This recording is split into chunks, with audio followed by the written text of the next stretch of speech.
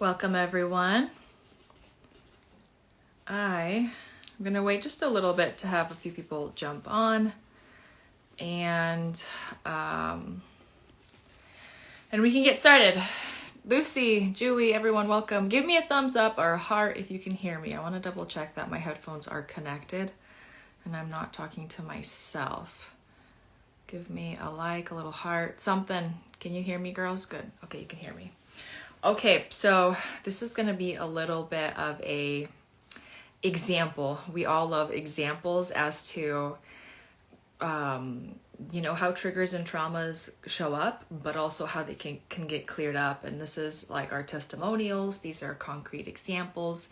I'm not going to get into the sciencey part of it. That's not for today. We'll save a little bit for that for the live training, but I just want to jump into as many examples as possible to illuminate like how triggers come up, traumas, and how they really do dictate our life.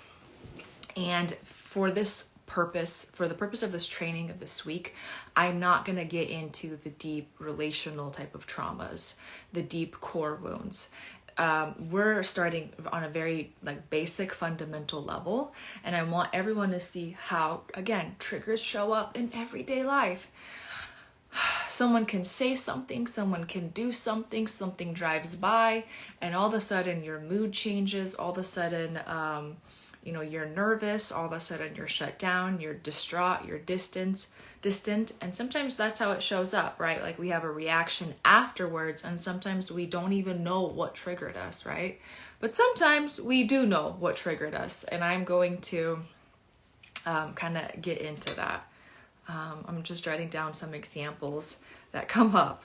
So here's what happens in life when we're growing up. This is how I say it. The earlier something happens in our life, when our brain is still developing, and as kids, we don't really know what's truly, life, death, survival. A kid can hear someone say, "You're gonna die," and you literally think you're gonna die, right? So the younger your brain is developed, then things can get really solidified. Or how many times it keeps coming up, right? A person who's been in one car accident is going to have a reaction, but a person who's been through 3 car accidents in 1 year, they're going to have a way bigger reaction continuously, right? So here's a couple examples. Let me start off with a frustrating example. I was on a vacation a few years ago with this one girl, a couple of girls. And it was a cruise. And we finally, we did some island hopping, and we finally stopped at an island, and my friend and I are like, let's go swim, let's go into the ocean, let's go for it. And we're covered in water, up to our necks, swimming around. And one of the girls just keeps walking along the shore. And she's just kind of walking, and she's just literally not going past knee deep. And it's, I don't know. I mean, there's a ton of people everywhere. Everyone was having a good time. And we're like, get in the water, come on, join us. And she's like, I'm okay, I'm fine. And I'm like, get up to at least your waist. Or I don't know, come over here. We're up to here, but we're walking. And she's like, I'm okay, I'm fine. The same thing we hear all the time. And I'm like, wait a second, let me guess. When you were little, something happened to you with water, and now you're afraid of swimming. And she's like, yeah, but, it's not totally like that. And a lot of times we just go into these strange justification modes. And the reality is, yes, she later on told us when she was young, what do our uncles and our dads want to do to get us to go out and swim when we're little? Well, I'm just going to throw you off this deck or this dock, and you have to practice how to swim. And while it's fun for maybe adults watching that, and some kid might have a fun time and that's how they learn, there's going to be that one kid who gets dunked in, who's not ready, who's petrified. And if you think about that fear mode, your nervous system, your brain is in fear, you're thrown into water, you're like, oh my gosh, I don't know how to swim, I'm going to die, I'm going to drown. And that's how that experience gets a lot of times solidified in a person if it's not worked through or processed or cleared out, as I say. And so no surprise, this girl, out of many that I've worked with clients, were thrown in the water, were basically drowning. Someone had to pull them out. And after that, You could be 5, 6, 8, 10 years old, and after that, you're not going to swim. And, this girl was lucky enough that she even went on some kind of vacation and could go to the water, knee deep. But how satisfying is that when you can't even swim and submerge in water? I mean, you're literally going on tropical vacations to dip your toes in the water, and that's it. And we do that a lot. And I told her, I said, you can literally have one session with like a professional, or even maybe yourself, one session literally, where you process out this experience. I know it sounds so simple, and this is the other, I'm saying it with love, but extremely frustrating thing I hear. God's got me. Well, you haven't swam in 20 years. God's got you, but like you have to do the work that's required to process this trigger, this experience, right? It's rooted in a traumatic experience. And once you clear it out, you can go, and you're right, God's got you. You can go and swim and enjoy all that, life and God has to offer. And so obviously I'm not speaking to women who are not interested in healing the triggers. That is so frustrating. I'm talking to women who are interested. So let's listen to some of the success stories, and make sure to drop in questions if you have them. But let's start with this one. I remember this was one of the first stories I heard when I was learning how to actually process these triggers and whatnot. I remember I went in to this training and thinking like, oh, I don't know. I just came back from a background where it's like, if God doesn't supernaturally heal you with something, then you're kind of stuck with it forever. And like, but I don't know, that was just my experience. And someone said, you can actually process something out, like fears and phobias, like you can end it. And I just thought to myself, like, that sounds too good to be true, but I can't even imagine that feeling of fear or like feeling paralyzed. I can't even imagine that you not feeling that, unless again, God supernaturally takes it away or something like that. And that's before I understood things about this nervous system. And this woman was explaining to us, like she had a client once who, they lived in Florida, and this client, every time she would have to drive around or on a bridge, she literally felt like she was gonna die every single time. I mean, she's just like squirming, panicking, holding her breath, struggling.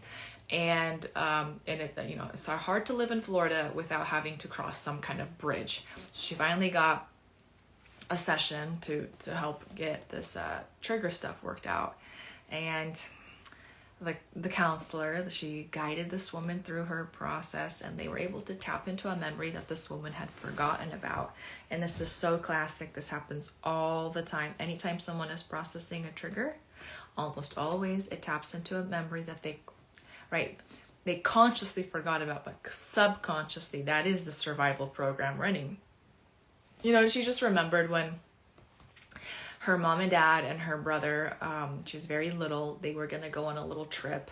And the mom had told the dad, like, make sure to fill up the gas tank because we're really low and it's kind of a long trip. And there's like a bunch of bridges we have to cross that are, one-way lanes and not a lot of gas stations ahead. And the dad's like, I got it, And this girl's like, I remember my brother was kind of sick and he was kind of not feeling good, and my mom's feeling kind of agitated. And here we are on top of like a super long bridge, and it's all one ways, so there's no multiple lanes. Guess what happens? We run out of gas. And my mom was livid because she told my dad, get gas. And now there's a bunch of cars behind us. They're honking. We don't know what to do. We don't know how to get out of the way. And she's like, I'm looking at my brother and he's like, oh, I'm going to vomit. Like, I'm not feeling good. And the mom yells to the dad, look what you did. Because of that, we're going to die. Well, right, a normal person would understand, like a more of a developed brain would understand, like the comment, right? But a little kid was like, oh, top of the bridge, we're stuck, we're gonna die. And that is classic how we get programmed, how we get stuck. And until we unstuck it and clear it out, or I call it reset it, right? That's the program that's gonna be in your life for forever, literally forever, until you sit down and process it. And it's not just about praying it away. And Anyway, so this now woman, sits in and does all the work, and I'll teach you ladies on our Wednesday class how to do that. She just processes out, clear it out really quickly, and after that, after decades of struggling, she's like, I literally can drive past through a bridge. I'm not holding my breath. My nervous system isn't panicking. I'm not sweating. And I cannot believe how much I am not triggered anymore being on a bridge, and how real that trigger used to be. Like a friend, let's do another story. All my life today is dedicated to examples. So again, if you missed this, watch the replay. Well, actually, let me back up. So I listened to this story and I'm like, that's amazing. That's too good to be true. And then the coach was talking about this young girl who actually watched an extremely scary movie, who was not supposed to, but she was at her friend's house when she was little. And this girl was completely, just very, what's the word? Like shielded, protected from all that scary stuff. And then she goes to her friend's house and her friend's like, wow, let's watch this super scary movie. It was like a rag. I don't know. I don't watch scary movies. But it was something about, I don't know, those like dolls that like come alive that are super scary at night. Oh my gosh, this poor child. She was probably like 9. So another good reason to take this training is you can help your kids. You can help anyone who has these problems, right? Especially when it's your own kids, okay? But, these parents that brought this girl in were like, I don't know why, I don't know what she's doing, we don't know what happened, because they weren't aware that she watched a scary movie. They just knew she went to a friend's house, and ever since she came back from friend's house, she is now sleeping with her light on at nighttime. She had some dolls, and we came to her room one time, and she threw all the dolls in a big garbage bag and took them out of her room. And we don't know what's going on, and the weirder thing is every time the kid walks by, she just like taps, knocks. Marta will catch you later, but she kind of like does weird knocking noises, and it's almost turning into this weird OCD behavior, and we're just really nervous. Well, anyways, this counselor sits down, starts processing with the kid. The kid reveals, I saw the scary movie. I cannot get it out of my head. Everything, I'm afraid, is going to come alive at night. And the woman was able to process, help this girl clear out her fears. There's certain techniques that she did. And after that, the kid can go to bed, turn off lights, and is not bothered anymore. I remember talking to like an adult girl one time. She also watched some scary stuff, and she just like could not close it up. She was always tortured with these like intrusive thoughts. Like there's so many examples as to how this stuff comes up and why, and if we don't resolve it, how it continues to compound. So I'm in this training and I'm like, this is so crazy. Well, what can I possibly, and I was like, God, I want you to be in this process, but what can I possibly process that I just have not had any freedom, and maybe I've given up and I just receive it and believe it as normal. That's just how my life is. And the first thing that came to my mind was my fear of dogs. And I think I've told this story a few times, so I'll be brief. But basically, when I was little, and that's what I was thinking. I was like, well, I already know what happened. Like, I've thought about it many times. I don't know why I can't get freedom from it, but I know what happened. I was little. My mom and myself, we just had come home. We lived in these apartments. It's probably in kindergarten, and I wanted to go out and play with all my friends. And she's like, no, you're not going to do that. You're going to bring all the groceries in. And so when she went inside, I was like, little, I look at her, she's gone. I look at my friends, they're there. And I'm like, I'm just going to book it to the park. And as I'm running towards that park with my friends, some strange, it's like an interesting apartment complex we lived in. Some strange people, guests, drove in, opened their car, and their big dog runs out and sees a million kids everywhere and starts running around, goes crazy. And he's excited, and he runs to one group of girls and they scream and he runs away, and I'm like, I'm in the middle of, I'm nowhere, I'm by myself, like I'm in this big parking lot, and I'm like, I should probably run back to my house. I start running back, he sees me, gets excited, like in his mind he probably was like, yay, someone to play with. But again, traumas are created by your perception. In my mind, he's gonna attack me and he's gonna probably kill me or like maul my face off. And I'm running a completely different direction. I'm panicking. I trip over a curb. He falls on me. He jumps on me. He probably wanted to like lick my face and sniff me, but it was rough. It was invasive. I thought he was going to eat my face off. Again, I was little. And I just remember after the owners were like, call their dog finally back, I'm like petrified. I can barely breathe. Like that level of like trauma is imprinted in me. And I'm like, I need to get back. And I'm trying to walk back to my car. And then my mom comes out of the house. So she didn't see any of that. And she had no idea what happened.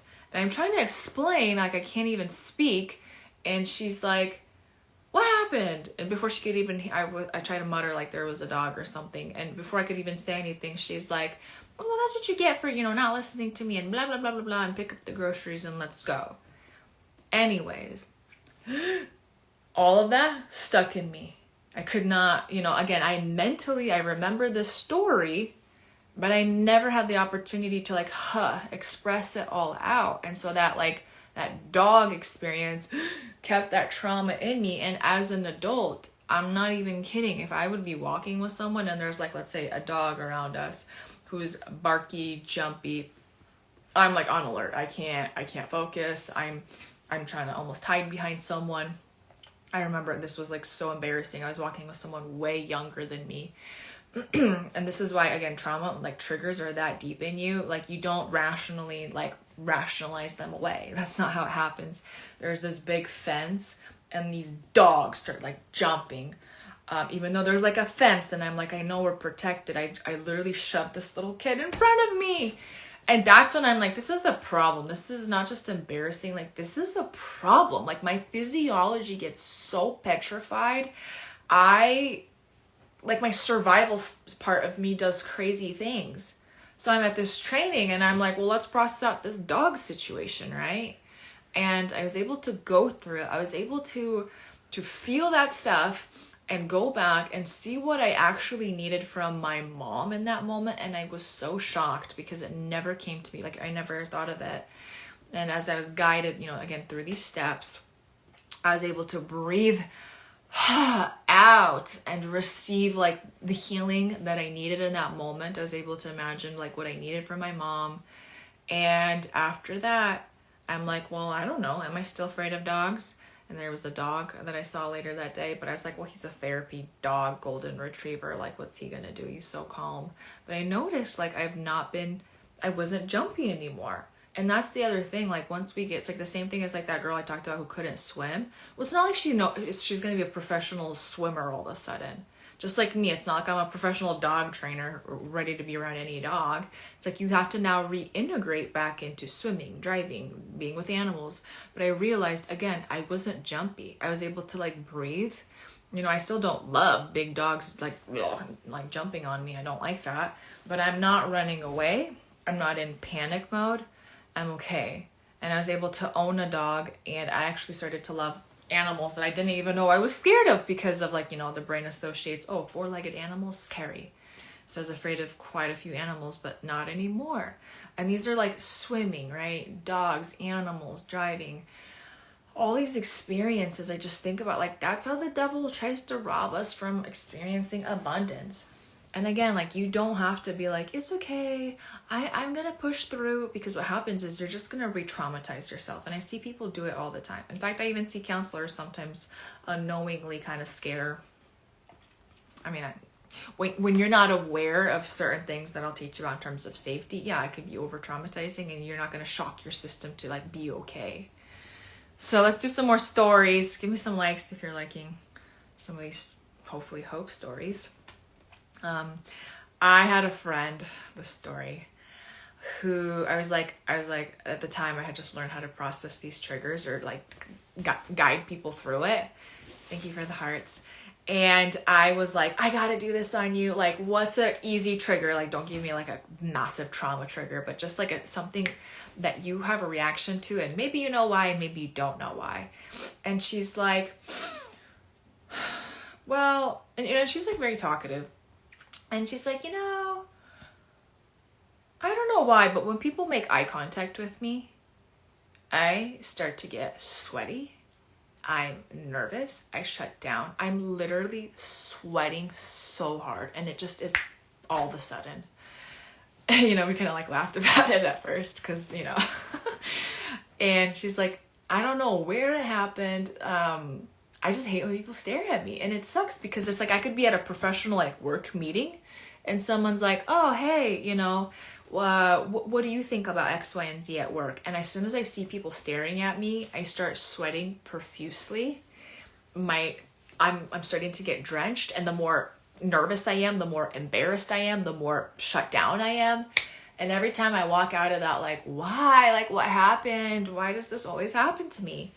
And, every time I start to guide someone through it, I don't know what happened, especially you don't know what happened. I definitely don't know what happened. But like the coolest thing is like your body, your emotions, your brain knows because there is some kind of track, some kind of program that's guiding you, right?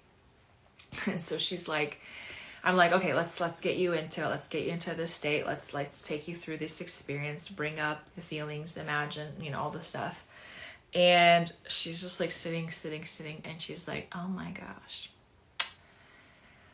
I just feel so gross right now. I feel so prickly, and that's what happens. Like you're literally in that state, which is perfect, which is so hard to sit and feel it, but it's so necessary because you have to go back into that state to re-feel and recreate, your program. And she's like, oh my gosh, I remember. She's like, I grew up in a really, really conservative church. And in this church, we had, in their custom, we had like prophets and stuff. And one of the prophets was in the choir in the front. And let's say he would stand up and he would prophesy. And the type of prophecy he had, whether you agree with it or not, but the type of prophetic experience, utterance he would have is he would basically like look at someone, make eye contact with them, and then expose their sin out loud publicly to the whole congregation. Whew! You can only imagine then what eye contact would mean for you if you went through that, right? She's like, every time he would stand up, like I'd panic, I'd squirm, even if I felt like I had no sin. I'm like, oh my gosh, like what's he gonna expose now publicly? Everyone will know, the pastor, blah, blah, blah. And I would always start to shuffle around and try to not make eye contact, hoping he doesn't say, you, thus says the Lord, clean up your life and blah, blah, blah, And we sat in that. We processed that experience. I've worked with lots of people who have, I would say, religious trauma. If that's not traumatizing, I don't know what is. And just kind of reprocessed that experience. And that session with her, it wasn't even that long. Like we reprocessed it, we cleared it out. Like I have like a little framework. How do I do trigger reset? 3 steps. Number 1, trigger identification. Obviously in my training on Wednesday, I'll go into it. Number 2, we process that block. We sit in that and like process out all the stuff that comes out. We're basically detoxing. And number 3, clear, close, create. We clear that out. We close it up. We create something new. And your physiology, your body will react differently. And so after that, again, I'm like, okay, well, I hope it works. It should work because it works. But okay, we're done hanging out. See you later. She calls me back like a week later and she's like, oh my gosh. Remember how I used to like sweat like crazy and get anxious when people made eye contact? I don't have that anymore. Like you literally like turned it off. And every time I'm still surprised. I like love this work, but I'm like, really? Oh, tell me more. She's like, I was in a meeting, people were staring at me and I didn't even notice until I realized someone's been staring at me for a long time. Or my boss was like looking at me or X, Y, and Z, like people at the store. And like, I just looked at them and I was like, nah, and I didn't even have a reaction. And then I paused and I was like, whoa, I'm not reacting. And that's what happens a lot of times with triggers. You're healed when you're not reacting and you don't even notice it half the time. Half the time someone else has to actually tell you or like notice it. Like when you're distressed and you have a trigger, it's obvious. You feel it, you're in distress. But a lot of times clients won't even notice until won't even notice they're not distressed because they're not distressed. They have peace finally. Ladies, let me know if you have any questions. I'm going to give a couple more examples, but I mean, these are just so practical. Let's do, so speaking of people not noticing, here's an example. I did have a client. I had a client once who was afraid of heights. Again, very normal. And, you know, I asked her, like, okay, do you remember what happened? Like, why are you afraid of heights? And she's like, no, I have no idea why I'm afraid of heights. I've just always been afraid of heights. In fact, you know, like all my friends literally know. And she's like, the school that I was working at, it was like 2 stories. And she's like, I can't even be too close to the rail or the stairs. I can't even look down. Like, I just get so nervous. And I'm like, well, you know, I don't have that experience, but like, that's very real for her. And so I did one quick session. Some of these, again, these simple triggers, they're so quick. And we started a process. We got into this state, this emotional, physical state. And she's like, yeah, you know what? I remember when I was like in kindergarten, right? Here we go. When we're little, I was in kindergarten and we were on this little field trip hiking up this little mountain, and I was slow poking and I was kind of at the end, and some of the student teachers, these young guys, were like, come on, telling me to hurry up. And one of them is like, if you're going to fall behind, you'll just probably fall over. Like, don't fall off the cliff. And I'm still taking my sweet time. And I was like looking over the edge. And one of the student boy teachers picks me up, this tiny girl, and like fake throws her over, but holds her and then pulls her back. It don't matter if his intention was, I'm joking, it's fake, I got you, you're safe. If in your little heart and brain, you're like, I'm gonna die, right? The closer you are to death or some kind of severe accident, the more your brain is gonna grip that. And so again, that got trapped, stuck, templated in her. And ever since, again, that's why she's like, I can't even look over the edge of like a staircase. Like, I just get so nervous. We reprocessed that, again, given her 3-step framework. And she tells me the next session, again, next week, these get cleared up so fast. She's like, Elena, you won't believe it. I was at our mall, and at this mall, there's stories, but the rail is actually glass. Okay, so people like her used to be like, she's like, I used to like not even be 10 feet around that. That would petrify me. Like, I'd feel like I'm gonna fall. And she's like, I'm with my friends, and all of a sudden my friends are like, are you okay? And I was like, what? Like, what are you talking about? And they're like, you're just leaning over the rail, the glass rail at the mall, like talking to us, like we're nervous for you because you would have been like so petrified. Like, how are you not scared? And she's like, oh my gosh, I'm not nervous. I didn't even notice, right? That's how you know sometimes you're cleared. Like, other people are like, are you okay? Because they're so used to us panicking, and we're fine. So I'm going to wrap up with like the last example of driving. That's been a big one. Oh, driving. I've had so many clients who either had a car accident or had cops be involved, or their mom said something like, well, if you don't sit down, a cop will stop us and you'll be taken away. Or, you know, again, a literal accident that happened. Or, you know, like one client in particular, well, hers was very trauma related. She's like, I grew up with a dad who was always drunk. I mean, he was an alcoholic. And so every time he'd be driving, like we would be scared for our life, literally every time as little kids. And he was so scary. He would tell us to just sit in the car and pack it up and shut up. And, you know, a lot of stuff going on there, obviously. But every time he'd drive, he was always drunk and we were always petrified. He's like going over the mediums, the curbs. She's like, it was just so scary. And then she's like, and then in my first marriage, you know, sometimes we tend to recreate those cycles. Had another kind of, let's just say, unhealthy personality that she married in her first marriage. And the same thing. He would just do things when he was driving recklessly past people, like just crazy stuff. And she's like, Elena, I don't know. Like, I can't even imagine having that be cleared out because I've had this issue for decades of just severely bad experiences. And she's like, sometimes I just get so nervous. Like when someone's driving and I think something's going to happen, I'm sitting in my passenger seat and with my right foot, I'm like trying to brake like in the air, you know, as if I'm driving, to just try to like calm myself down because I can't. Like I just have such anxiety. She's like, but now I have a new fiance. He's so kind, he's so good, but we do a lot of road trips for his job and I want to support him, but like I can't sit in the passengers all the time because everything makes me panic. And I want to be with him, but you know, these trips are hard for me. Again, we sat, we promised, trigger identification, processed the block, like closed it, created, reset it, did all the stuff. And I said, okay, you know, are you sure you don't feel anything else? Like, we good? We good. Okay. Like, we didn't even have to go physically in a car, right? And the next week she sees me. She's like, I can't believe it.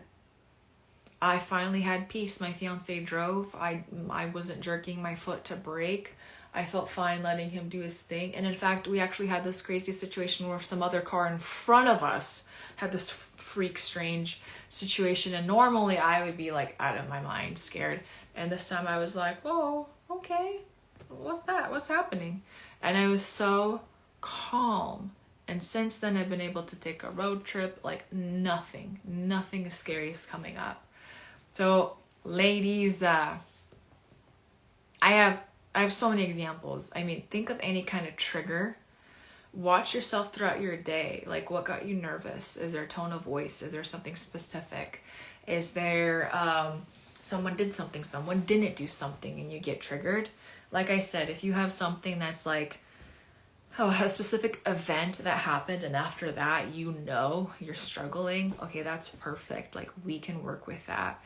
And I'm going to do a training May 15th, 5 p.m. Pacific time. It's a live training, so you can ask questions, but it's going to be a purchased course after. So whether you want to just catch the live, the recording, either way, it's a course. Why would you not invest, sit down? It's only $15. I've spent thousands of dollars on all these trainings by now. My life has changed in so many ways. Again, if you are watching the end and jumping on, watch everything from the beginning. But my life has changed. My clients' lives have changed. And there are so many things. Like, we don't have to live in constant fear and anxiety, especially when you can process this. What's your story? Where do you feel like you're stuck? What do you need some freedom in? I mean, again, like, we can pray, but man, like, to me, clearing triggers, inner healing is extreme spiritual work. It is. You are inviting God. You are inviting peace, comfort. You are resetting. Like, I mean, it's such a supernatural process, in my opinion, especially as the female, the feminine, who can create perceptions and realities within. And when it's born within our psyche, then in the outside world, it will reflect it. But I highly encourage you, please take my post, the one that I publicly posted, share it on your story, tag your friends. And again, I'm going to leave off with one example. It's not just for you, it's for you and your kids. Like, what you don't process, we know this, like, it's going to get passed on to your kids. And I remember this one girl was telling me, she's like, well, I don't know what to do. Should I take my kid to some kind of therapist? She was like 3. I'm like, why? Well, I'm just afraid she's going to be afraid of water. Why do you think she's gonna be afraid of water? Well, she's just, I don't know, I'm seeing some stuff with water. I mean, the more I started to talk with her, it was like, okay, fine. Actually, I was traumatized by water. I had a bad experience with water. And now every time I'm around water, I can't. Every time my kids are at the lake, I'm like, oh, be careful. Oh, be careful. Don't go too deep. And I keep like, my anxiety comes up, and my anxiety keeps getting transferred to my kid. And even in the bathtub, right, I'm like holding her back. I'm nervous. She's starting to get nervous. And I'm like, okay, so you're right. You have a programmed experience of water. It's traumatic. You're triggered. You need that cleared. Because if you don't clear it, you are passing it, right? You're transferring those verbal and non-verbal behaviors. And kids, especially our little ones, they rely on, if I could say, our wisdom, our guidance to teach us what's scary or not. If you're acting nervous because there's like a rabid dog walking around, yeah, that's good. You should tell your kid to watch out and pull them back. But if you're afraid of them splashing in water because you have some water triggers, that's an issue. So I was like, you should probably clear that out yourself, and your kid will probably be just fine. And I'm sad to say, I don't think she cleared it out. And I don't know why. I do not know why. But for those of you interested in learning how to harness these things, because whether something has happened to you or it might happen tomorrow, who knows? Like, I do it all the time. Like, something happened, whoa, I'm feeling triggered. Whoa, like that comment really scared me. Whoa, like that was, I'm breathing different. Okay, here's what I do. Here's how I process this trigger out, because I'd rather get this stuff out now before things root in me. And like I've said, I've processed out so many different things that have happened in life. And now, now that I know these skills, anytime something comes up, like for instance, a car situation, someone just like gets in front of you, or I was at a store recently and I started to get like really triggered with some stuff. I was able to pause, breathe through it, do what I need to do. And I'm not letting those templates root into me, because I'm here for the abundant life. I don't know about you ladies, but like, how can I open up for room for bliss, for pleasure, for goodness, for joy, for openness if I'm like constricted and scared about every other thing? Okay. So I'm encouraging you. There's no reason you should not sign up. Let me know if you have questions. I'm going to be on for just a minute. If no one has questions, that's it. But get on, sign up, ladies, for my training. So if no one has anything, I'm gonna let you girls go. Share even this story with your friends. Thank you for the fires. I really appreciate that. I do. Share it with people. Oh, another one, the last story. I mean, I could talk about it forever. So just in case someone's typing something up, I had one lady also call me. I had a medical procedure and it went wrong. Very, very wrong. And the problem is, like, someone actually messed up. They did something bad. But I know that that's not the case for everyone, but now I can't even like get help. I'm afraid of doctors. I'm afraid of joining. Like if I have something wrong with me, like the thought of me going to the doctor makes me even more sick. And I was like, okay, you can process that out. Like I get so many people message me. I'm worried about this. This is bothering me. This is so hard for me. And every time I'm like, you can process it out. You ready? Let's do it. And my last story, probably my favorite ones, are anytime women who, especially if they struggle with like things with men or love, you can also heal and process that. I had a woman once who had some, let's just say, bad experiences with men, not going into detail with that, but it was like, she's like, I can't be around them. Like I walk into a room, I have to scan the room if they're there. I'm just always nervous. If I'm on the phone and there's a man talking, I get locked up. And she's like, I know not every man's bad or a predator, but like I just get so nervous. And we did a lot of work. That one, like I said, sometimes you have the bigger traumas, but we can still process a lot of stuff out. We did a lot of work with her, and she's finally got to a place where she's like, I can walk in a room with men. I'm not so triggered. I realized I was on the phone with a male patient. I was calm. And for me, that was just like the most amazing thing ever. But like I could not have done it without processing this stuff. So ladies, sign up for the training. I would love to see you there. I love your support, and best of all, I love having you ladies experience the freedom and blessing that God gave us. So the more you understand how God created your program, your brain, your nervous system, the more healing you can have.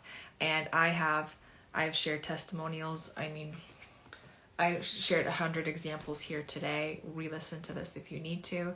But the point is, receive the healing that's already available. So I hope to see you Wednesday. If you can't come on Wednesday, then you'll have the course. Either way, register. I'll show the link. The link is in the bio, but I will post it in my story. So blessings, and I'll talk to you ladies later.